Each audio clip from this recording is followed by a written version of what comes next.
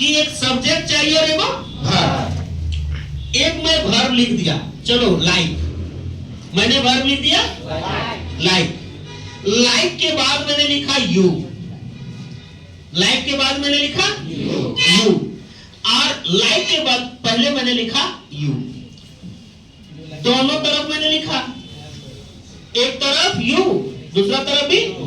एक बात याद रखना कि अगर वर्ब के बाद कोई अगर यदि आया है तो ये ऑब्जेक्ट कहलाता है। ये तो बहुत छोटा सा चीज है, एकदम 5वां क्लास में पढ़ने वाला। अगर वर्ब के बाद अगर कोई चीज है तो वो ऑब्जेक्ट कहलाता है। क्या कहलाता है मेरे प्यारे बच्चों? ऑब्जेक्ट। और वर्ब के पहले अगर यू, आई, सी, फी, फलना ढकना चिल्ला है तो ये सब्जेक्ट कहलाता है। बात समझिएगा, मैंने क्या बोला?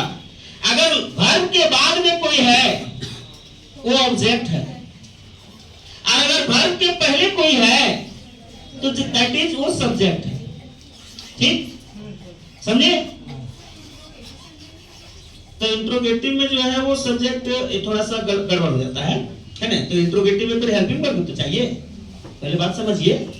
अगर वहां पे हम इंट्रोगेटिव करते हैं तो हेल्पिंग वर्ब भी तो हमको चाहिए। वहां बिना हेल्पिंग वर्ब का इंट्रोगेटिव वर्ब नहीं करेगा, नहीं बनेगा ही नहीं। अब देखो, अब इस सेंटेंस में देखो, मेरा वर्ब कहां है? लुक। लुक के बाद क्या है? यू है।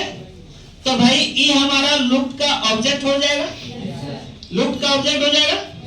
अगर यही चीज रहता आई, अगर रहता आई लुक्ड यू, तो ये सेंटेंस हो जाता क्लाउज, ये सेंटेंस हो जाता काहे रे? काहे कि वर्ब के पहले आ गया है सब्जेक्ट, और सब्जेक्ट और वर्ब जब रहेगा तो क्लाउज बन जाएगा है?